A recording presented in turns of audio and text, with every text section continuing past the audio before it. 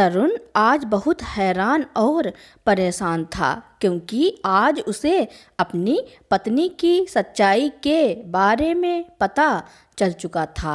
बात कुछ समय पहले की थी जब तरुण के दादाजी की मृत्यु ब्रेन हैमरेज से हुई थी।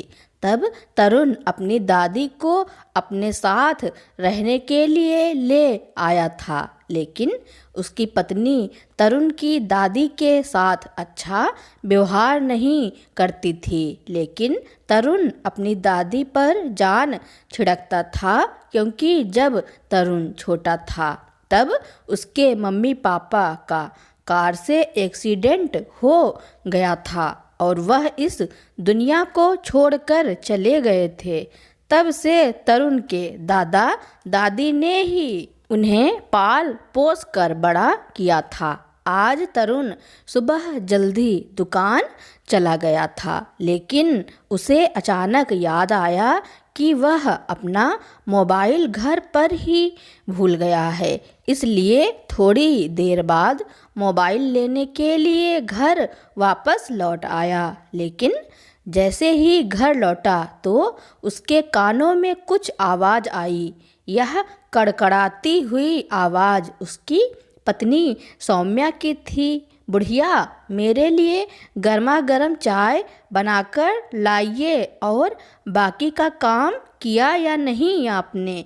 तभी रामदेवी जी अपनी कमर पर हाथ रखते हुए बोली, बहू, रसोई का काम तो मैं निपटा चुकी हूँ, लेकिन झाड़ू पोछा मुझसे नहीं किया जाएगा। आज मेरी कमर में बहुत ज़्यादा दर्द हो रहा है। तभी बहू बोली, कोई काम तो आपसे किया जाता नहीं, हम लोगों का ही दिमाग खराब है जो आपको अपने घर में भी रखें और आपकी दवाइयों का भी खर्च उठाएं और आपसे घर का थोड़ा सा काम भी नहीं किया जाता। अगर इतनी ही परेशानी है तो चली क्यों नहीं जाती यहाँ से? बहू की बात का जवाब देना रामदेवी जी ने सही नहीं समझा और चुपचाप आंखों में आंसू लिए रसोई घर की तरफ चली गई। तभी अपने कमरे में जाते जाते सौम्या ने आवाज़ लगाई, अब जरा जल्दी जल्दी हाथ चलाओ, फिर से कमर दर्द का बहाना बनाकर बैठ मत जाना। यह बातें सुनते ही तरुण को अपने कानों पर यकीन नहीं हुआ। अपनी दादी माँ की ऐसी दशा देखकर उसकी आंखों में आंसू आ गए। इतने दर्द के बावजूद भी रामदेवी जी लगातार काम करती जा रही थी। तभी उनके कंधे पर किसी ने हाथ रखा। पीछे मुड़कर देखा तो उनका पोता तरुण खड़ा था। उसे देखते ही रामदेवी जी के आंखों में आंसू बह निकले, लेकिन फिर उसी समय अपनी झूठी मुस्कान के पीछे अपने आंसू छुपाते हुए बोली, अरे बेटा, तुम कब आए? लेकिन तरुण भरी आंखों से अपनी दादी माँ को देखता जा रहा था। क्या हुआ बेटा, मुझे ऐसे क्यों देख रहे हो? तभी रोते हुए तरुण बोला, दादी माँ, आपने मुझे बताया क्यों नहीं कि इस घर में रहते हुए आपको इतना कुछ झेलना पड़ रहा है।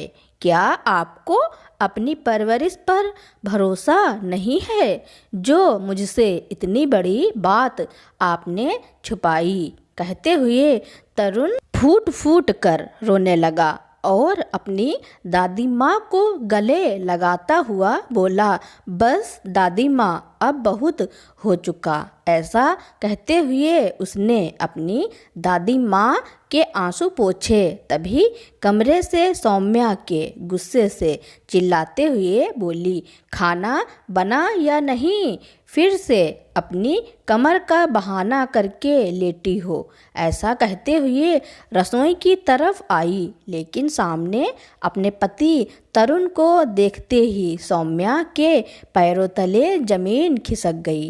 करीब 12 साल पहले की बात है, जब रामदेवी जी और राम बाबू अपने पोते तरुण की शादी सौम्या से करके उसे अपने घर की बहू बनाकर लाए थे। उस समय तो रामदेवी जी और राम बाबू बहुत खुश थे, यह सोचकर कि बहू के आने से अब घर में रौनक हो जाएगी। लेकिन यह खुशी ज़्यादा दिनों तक न रही, क्योंकि उनकी बहू में बहू जैसे तो कोई लक्षण थे ही नहीं। वह तो अपने घमंड में ही रहती थी, क्योंकि वह अमीर बाप की बिगड़ैल बेटी थी। छोटा सा परिवार होने के बावजूद भी सौम्या को किसी से कुछ लेना देना ही नहीं था। घर का काम करने में उसका मन नहीं लगता था। दिन भर घूमना फिरना, शॉपिंग करना या फिर पार्टियों में जाना, बस यही उसे अच्छा लगता था। राम देवी जी और राम बाबू जी को यह सब पसंद नहीं था, लेकिन फिर भी उन्होंने कुछ नहीं कहा, यह सोचकर कि अभी बच्ची है, धीरे धीरे उसे समझ आ जाएगी। लेकिन यदि तरुण उसे समझाने लगता तो वह उससे लड़ने को भी तैयार हो जाती। इसलिए घर का माहौल भी बिल्कुल खराब हो चुका था। धीरे धीरे समय बीतने लगा और अब उसे और तरुण की शादी को 10 महीने बीत चुके थे। एक दिन तो रात के 11 बजने को आए, लेकिन सौम्या अभी तक घर नहीं लौटी थी। राम बाबू और राम देवी जी परेशानी में इधर उधर घूम रहे थे, बार बार घड़ी की तरफ देख रहे थे। तभी राम बाबू ने अपने पोते तरुण को आवाज़ लगाई और बोले, बहू को फ़ोन लगाकर देखो, अभी तक आई क्यों नहीं। तभी तरुण बोला, बाबूजी, कितनी बार उसे फ़ोन कर चुका हूँ, लेकिन वह है कि फ़ोन उठाती ही नहीं। अभी यह बातें चल ही रही थी कि गेट के बाहर एक गाड़ी आकर रुकी। देखा तो सौम्या कार से उतर रही थी और जैसे ही घर के अंदर आई तभी राम देवी जी बोली, बहू, रात को देर तक बाहर रहना कोई अच्छी बात नहीं है। अच्छे घरों की बहुओं को यह सब शोभा नहीं देता। आप मेरी ज़िंदगी में दखल ना दो तो ही अच्छा है। अपना भला बुरा मैं अच्छे से जानती हूँ, यह मुझे आपसे सीखने की ज़रूरत नहीं है। सौम्या मुंह बनाते हुए कहा। राम देवी जी और राम बाबू बहू का यह व्यवहार देखकर हैरान रह गए। पत्नी की यह बात सुनकर तरुण बोला, तुम्हारी हिम्मत कैसे हुई मेरी दादी माँ से इस तरह बात करने की। फिर क्या था, उस रात को सौम्या ने घर में हंगामा खड़ा किया। उसकी आवाज़ आस पड़ोस के सभी लोग सुन रहे थे और उस दिन के बाद से उसने इस घर में ना रहने की जिद पकड़ ली। आए दिन अपने पति तरुण से केवल एक ही शिकायत करती कि मुझे इस छोटे से घर में रहना पसंद नहीं है, यह घर मुझे पसंद नहीं है, प्राइवेसी नाम की तो कोई चीज़ है ही नहीं। यह कहते हुए सौम्या पैर पटकते हुए अपने कमरे में चली गई। धीरे धीरे बहू का बर्ताव और ख़राब होता गया, लेकिन अब तरुण की दुकान बहुत अच्छी चल रही थी। एक दिन शाम को तरुण घर लौटा तो मिठाई का डब्बा साथ में लेकर आया और बोला, दादाजी, दादी जी, आप लोग कहाँ हैं। जब अंदर आया तो अपनी दादी माँ के मुंह में मिठाई डालते हुए बोला, दादी माँ, आज हमारे लिए बहुत खुशी का दिन है। आज मैंने बहुत बड़ा घर खरीद लिया है। अब हम उस घर में एक साथ रहेंगे और सौम्या को भी कोई शिकायत नहीं होगी। आज जितनी खुशी तरुण को हो रही थी उससे कहीं ज़्यादा खुशी रामदेवी जी और राम बाबू को हुई कि उनके पोते ने अपनी मेहनत की कमाई से इतने बड़े शहर में बड़ा घर खरीदा। और यह बात सुनकर सौम्या की तो खुशी का ठिकाना ही नहीं था। रामदेवी जी और राम बाबू भगवान का शुक्रिया करने के लिए, भगवान को प्रसाद चढ़ाने के लिए मंदिर चले गए। आखिर इससे ज़्यादा खुशी की बात उनके लिए क्या हो सकती थी, लेकिन सौम्या के दिमाग में तो कुछ और ही चल रहा था। तरुण हाथ मुंह धोकर डाइनिंग टेबल पर बैठा। इतने में सौम्या बोली, अपने नए घर में ज़्यादा सामान लेकर जाने की ज़रूरत नहीं है। जितना ज़रूरत का होगा उतना ही लेकर जाएंगे। वैसे भी दादी माँ और दादाजी तो इसी घर में रहेंगे। जब जिस चीज़ की ज़रूरत होगी हम यहाँ से उठा लेंगे। पत्नी की यह बात सुनकर तरुण की हैरानी का ठिकाना ना रहा। फिर बोला, यह तुम क्या कह रही हो? मेरी दादी माँ और दादाजी यहाँ क्यों रहेंगे? मैं उनका इकलौता पोता हूँ और उनसे अलग नहीं रहूँगा। देखिए जी, मुझे नहीं लगता कि वह यह घर छोड़कर अपने पोते के घर जाना चाहेंगे। और यदि आपको कोई परेशानी है तो आप उन्हें नए घर में ले चलो, लेकिन फिर मुझसे कोई उम्मीद मत रखना कि मैं उनकी सेवा करूंगी। सौम्या ने कितने स्पष्ट शब्द से अपनी बात कह दी कि तरुण उसे हैरानी से देखता रह गया। और उधर राम देवी जी और राम बाबू भी मंदिर से वापस लौट आए थे। पोता और पोता बहू के बीच की सारी बातें उन्होंने सुन ली थी। तभी राम बाबू अंदर आए और बोले, बेटा, नए घर में तुम लोग जाओ, हम यहाँ अपने घर में ही रह लेंगे। फिर बहू की ओर देखते हुए राम बाबू बोले, और हाँ, इस उम्र में अभी हमारे हाथ पैर चलते हैं, इसलिए हमारी जिम्मेदारी लेने की किसी को कोई ज़रूरत नहीं है। एक दूसरे के लिए हम दोनों ही काफ़ी हैं। तुम्हारी पत्नी को उसका नया घर मुबारक हो। गुस्से में राम बाबू ने कहा तो तरुण ने देखा कि उसके दादाजी का चेहरा गुस्से से लाल हो चुका था। आज तक तरुण में अपने दादाजी को इतने गुस्से में कभी नहीं देखा था। उसी समय रोते हुए उसने अपने दादाजी के पैर पकड़ लिए और बोला, दादाजी, आपने तो अपनी बात कह दी और सौम्या ने भी अपनी बात कह दिया, लेकिन मेरे बारे में तो किसी ने नहीं सोचा। मैं आप लोगों से दूर कैसे रहूँगा? अपने पोते को रोता देख राम बाबू और रामदेवी जी की आंखों से भी आंसू बहने लगे। तभी रामदेवी जी ने उसे उठाया और अपने गले से लगाते हुए बोली, दिल छोटा मत करो बेटा, हम लोग एक ही शहर में तो हैं, जब मन करे मिलने आ जाना, लेकिन दिन में एक बार फ़ोन करके अपनी आवाज़ ज़रूर सुना देना। तेरे बूढ़े दादा दादी उसी में खुश हो जाएंगे। लेकिन तरुण नहीं माना। नहीं दादाजी, मैंने फैसला कर लिया है, मैं आपको छोड़कर कहीं नहीं जाऊंगा। तभी सौम्या बेशर्मी से बोली, तुम्हें तो बस अपने दादा दादी की फिक्र है। मेरी इच्छाएं तो तुम्हारे लिए कुछ मायने ही नहीं रखती। इतना तो इन लोगों को भी समझना चाहिए कि अपने पोते और पोता बहू की खुशी में ही अपनी खुशी देखें। और मैंने तुम्हें पहले ही कहा था कि मुझे प्राइवेसी चाहिए। अब मैं तुम्हारे गंवार दादा दादी को और नहीं झेल सकती।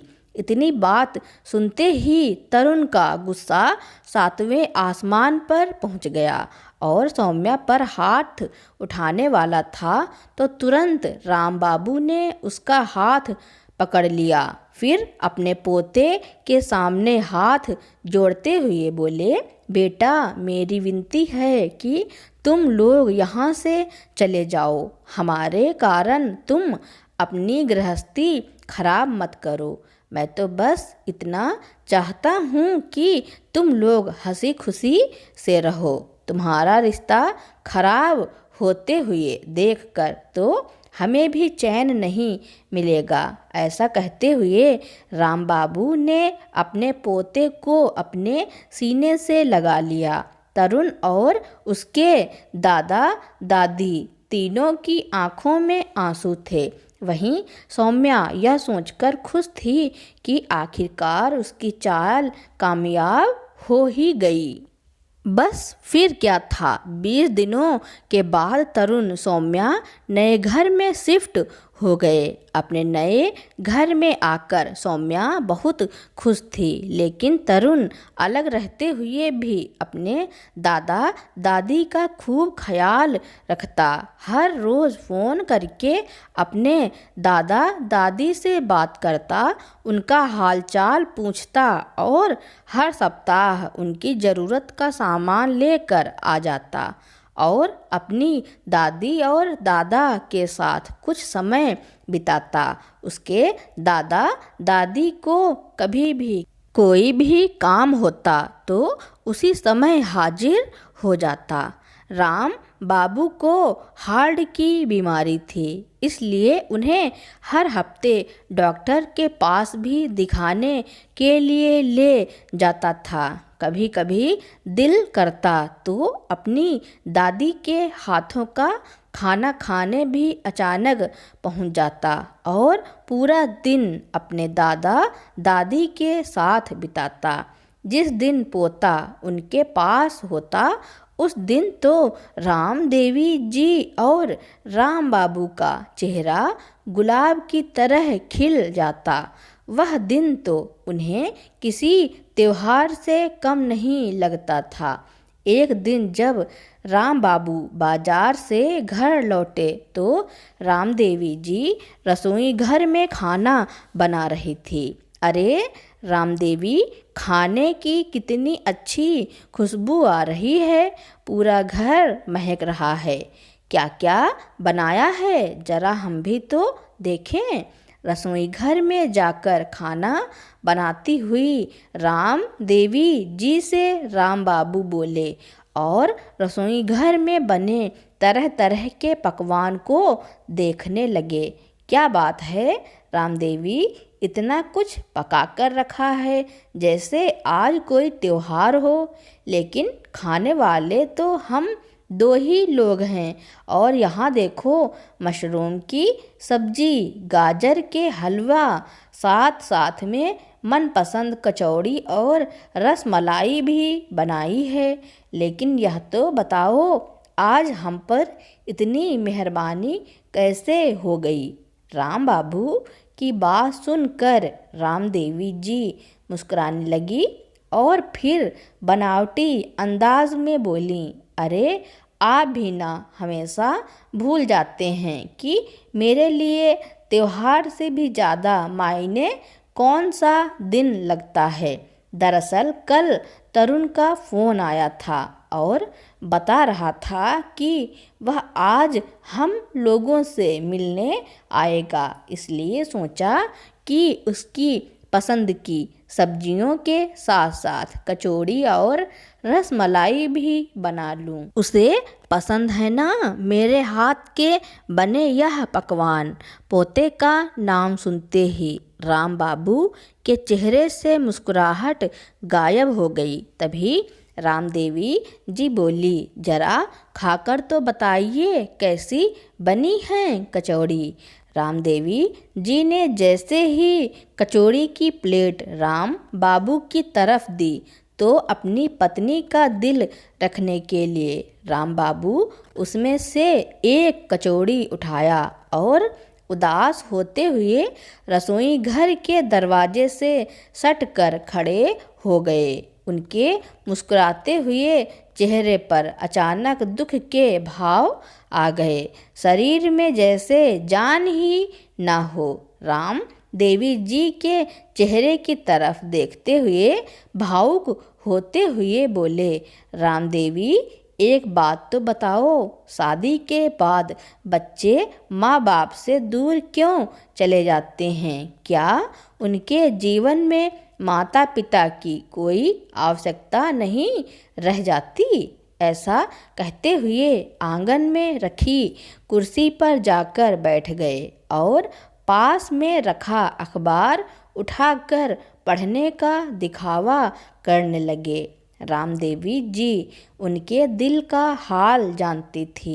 अपने पति का मूड ठीक करने के लिए उन्होंने उनकी मनपसंद बादाम वाला दूध बनाकर ले आईं और गर्मा गर्म दूध गिलास में डालकर ले आईं और वही पास में रखे बेंच पर रख दी। फिर साड़ी के पल्लू से अपने माथे का पसीना पोंछती हुई राम बाबू के पास दूसरी कुर्सी पर बैठ गईं। लेकिन राम बाबू ने अखबार पढ़ना जारी रखा तो राम देवी जी ने उनके हाथ से अखबार लेकर एक तरफ रख दी।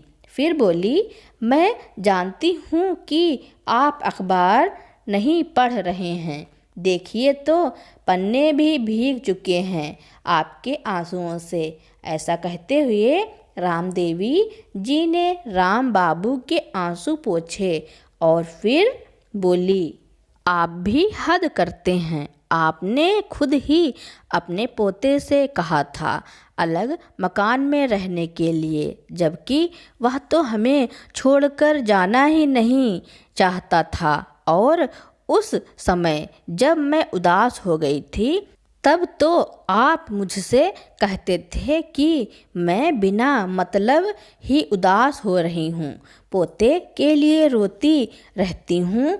कुछ ही दूरी पर तो पोते का मकान है, जब दिल करेगा उससे मिल लेंगे। तब तो आप मुझे तसल्ली दिया करते थे, लेकिन आज आप ही अपना धीरज खो रहे हैं।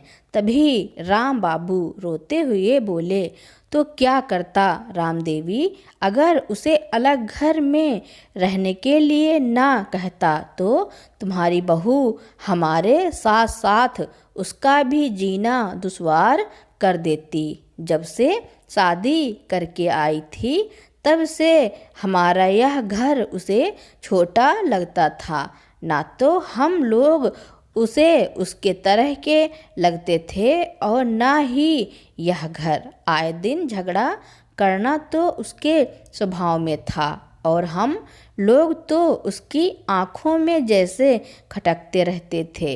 अब बहू हमारे साथ नहीं रहना चाहती थी तो क्या मैं पोते को यह कहता कि अपनी पत्नी को छोड़ दो और रहो हमारे साथ?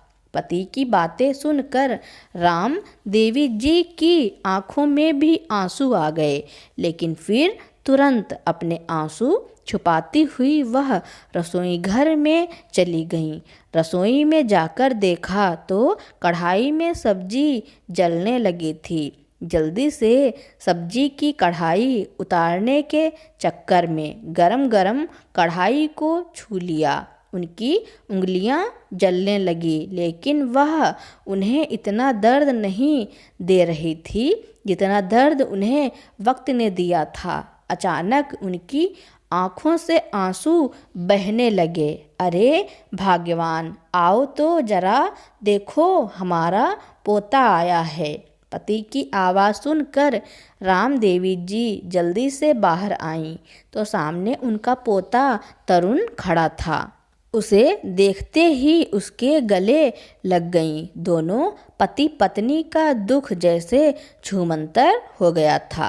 अपने पोते को देखकर उनकी आँखों में फिर से चमक आ गई और सारे दुख खुशी में बदल गए। वैसे तो बेटे से मिलने के बाद राम देवी जी और राम बाबू के कुछ दिन बड़ी खुशी से गुजरते रहे, लेकिन आज जब तरुण अपने घर वापस चला गया तो राम बाबू जी कुछ ज़्यादा ही दुखी हो रहे थे। फिर थोड़ी देर में बोले, राम देवी मुझे कुछ अच्छा नहीं लग रहा। राम देवी जी ने देखा कि उनके पति का ब्लड प्रेशर बहुत बढ़ चुका था और उन्हें घबराहट हो रही थी।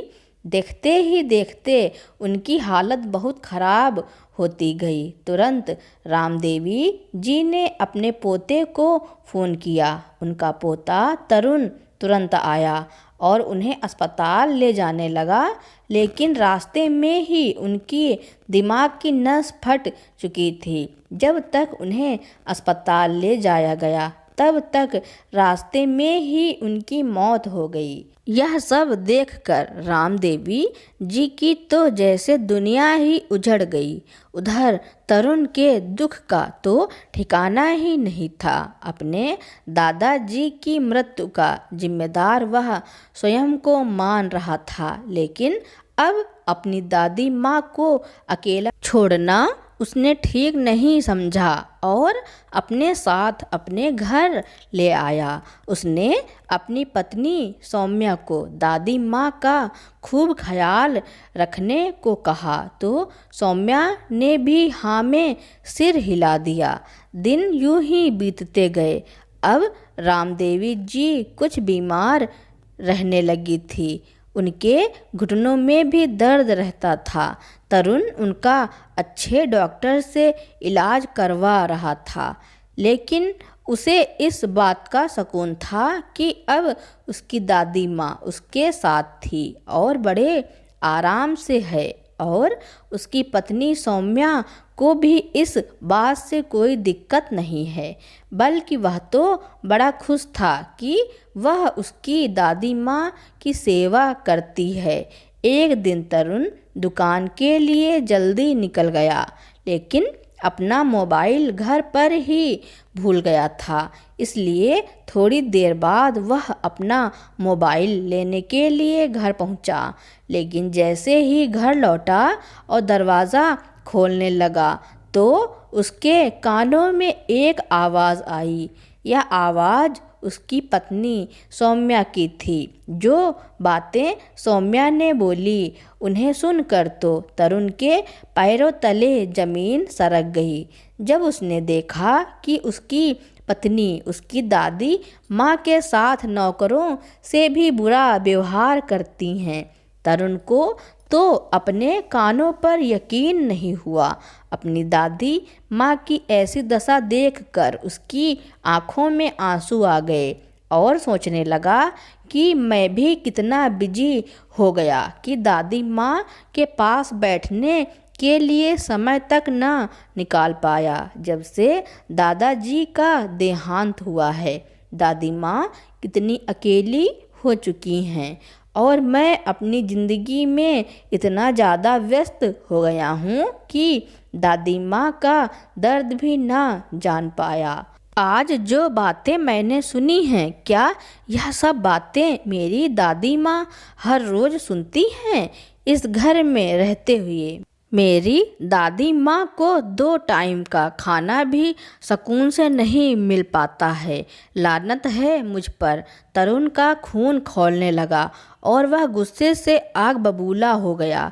अपनी बीमारी के बावजूद भी राम देवी जी लगातार काम करती जा रही थी।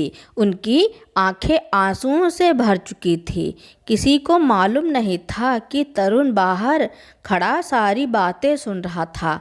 जैसे ही तरुण अपनी दादी के पास आया, राम देवी जी झूठी मुस्कान के पीछे अपने आंसुओं को छुपाने की कोशिश करने लगी। तभी तरुण बोला, दादी माँ, मुझे तो लगता था कि आप यहाँ पर बहुत खुश हैं, बड़े आराम से हैं, लेकिन क्या बेटा, मुझे कोई तकलीफ़ नहीं है। और कितना झूठ बोलोगी दादी माँ, आप अपने पोते से आज तक आपने मुझे बताया क्यों नहीं कि सौम्या आपके साथ ऐसा व्यवहार करती है, या फिर आपको अपनी परवरिश पर भरोसा नहीं है, जो मुझे अपने दुख दर्द और परेशानी में भी शामिल नहीं कर सकती?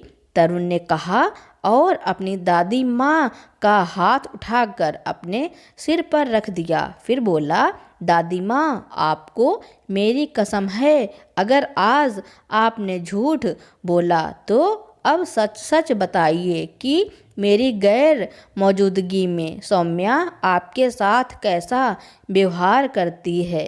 तभी रामदेवी जी के दिमाग में वह सारी बातें घूमने लगी कि किस तरह सौम्या तरुण के होने पर अपनी दादी सास का ख्याल रखने का दिखावा करती थी, लेकिन उसके जाते ही वह घर की नौकरानी बना दी जाती थी। अगर रामदेवी जी बहू से कुछ पूछती तो पलट कर जवाब देती कि तुम्हें इस बात से क्या मतलब है कि मैं क्या करती हूँ और क्या नहीं।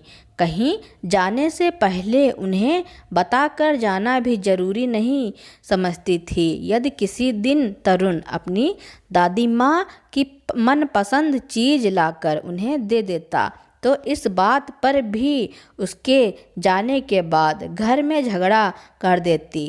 इसी बात से डर कर रामदेवी जी हमेशा अपने बेटे से कहती थी कि बेटा, मेरे लिए कुछ मत लाया करो। रामदेवी जी के मना करने के बाद भी तरुण नहीं माना। उनके कमरे में टीवी लगा दिया ताकि खाली समय में दादी माँ अपना दिल बहला सकें। एक दिन रामदेवी जी का मन हुआ कि थोड़ी देर के लिए वह टीवी पर भागवत कथा का आनंद लें, लेकिन जैसे ही सौम्या ने देखा तो उसके तो जैसे तन बदन में आग लग गई और गुस्से से उसने रामदेवी जी के हाथ से रिमोट छीन कर टीवी बंद कर दिया और बोली, मैं थोड़ी देर के लिए घर से बाहर क्या गई, आप तो टीवी चलाकर देखने लगी हैं। आपके कमरे में पंखा भी चल रहा है, इस सब का बिल कौन भरेगा? तुम या तुम्हारा मरा हुआ पति अपने बच्चों को भी इस तरह की बातें सिखाने लगी थी।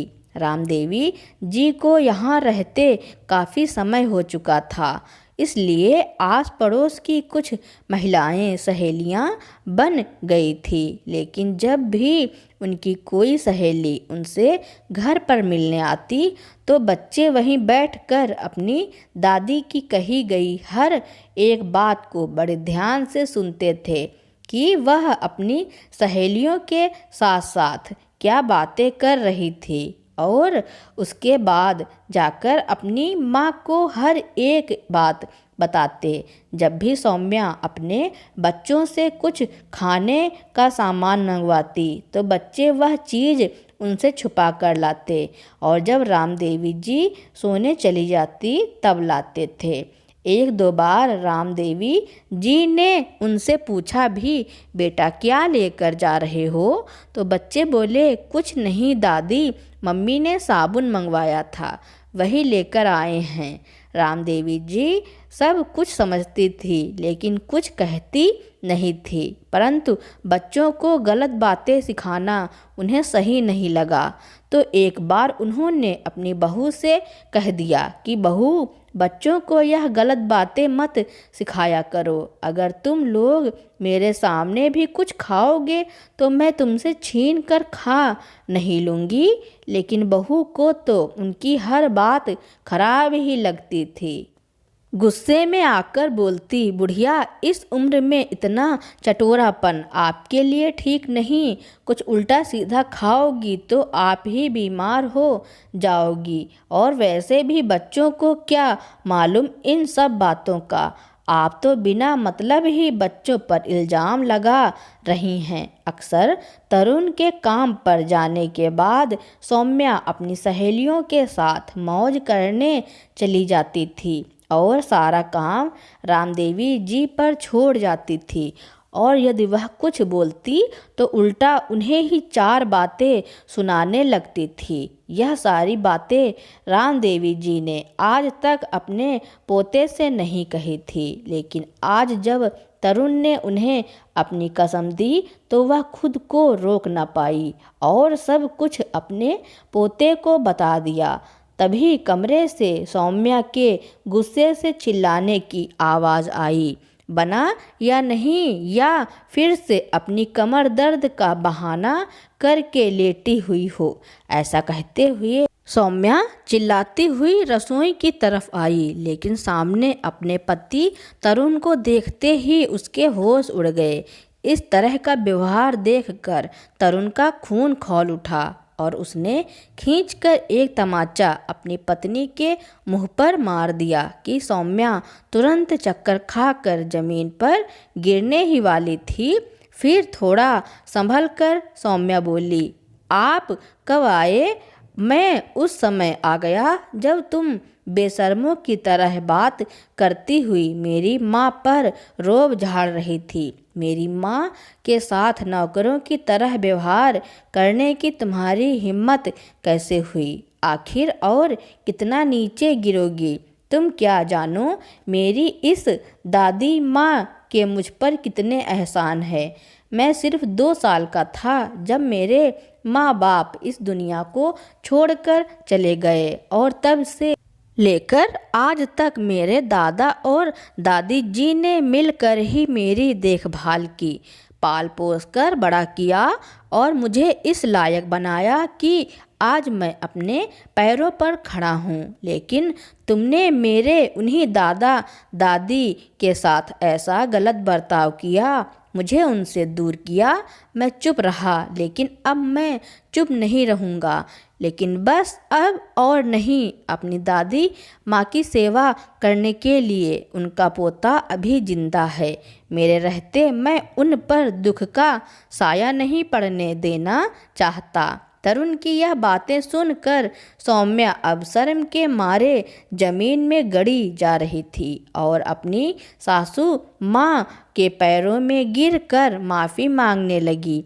रामदेवी ने उसे माफ़ कर दिया, लेकिन सौम्या के माफ़ी मांगने के बाद भी तरुण उसे माफ़ नहीं कर पाया और आज करीब 16 साल के बाद वही सौम्या अपने इस मकान में एक कमरे में अकेले पड़ी थी और उसका वही बेटा जिसे उसने दादी से चीज़ छुपा कर लाने की गलत बात सिखाई थी, उसी बात पर वह आज चल रहा था और अपनी पत्नी के लिए सभी चीज़ें अपनी माँ से छुपा कर लाता और बिल्कुल उसी तरीके से जैसे कि उसने सिखाया था कि जब दादी के कमरे का दरवाज़ा खुला हो तो सामने से मत आना और अगर वह सामने भी आ जाए तो सामान को पीछे छुपा लेना।